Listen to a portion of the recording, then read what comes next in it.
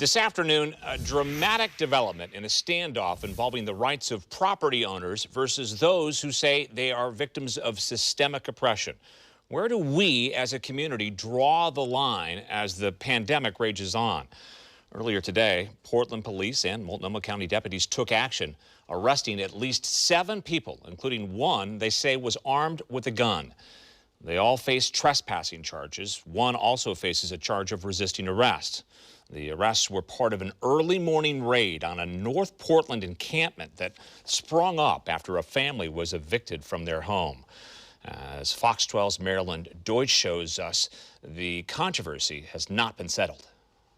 Protests continued this morning over the encampment, even as crews hired by the property owner demolished it this morning. The encampment has been here since September, since a black indigenous family in the Red House was evicted. And they came with a eviction and kicked us out by gunpoint. Julie Metcalf Kinney is Native American and says her husband's family has owned that Red House since the 1950s. They didn't have any right to foreclose on my home. So, Julie, you owned the Red House? We own it. We still do. They took it by fraud. She says her family should never have faced foreclosure and eviction.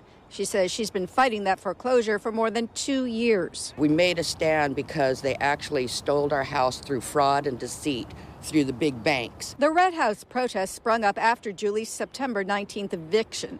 The encampment is in large part a protest against gentrification in what was once a predominantly black neighborhood. This is systematic oppression. This is gentrification at real time. The tents popped up mainly on property adjacent to the Red House. Protesters say the owners of that property gave them permission to stay there. The sheriff's office tells a different story. They say they came out today to return the property to its owners.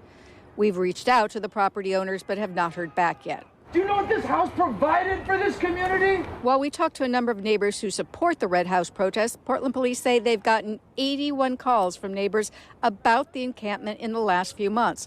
Calls including theft, vandalism, fights, and other disturbances. Assisting the sheriff's office, police surrounded the area early this morning, moving in at 5 a.m. It was a tense and emotional scene that played out for hours. Now, there is a moratorium on evictions related to COVID-19, but this foreclosure happened before the pandemic, and the moratorium does not cover evictions not related to COVID-19. In North Portland, MARILYN DEUTSCH, Fox 12 Oregon.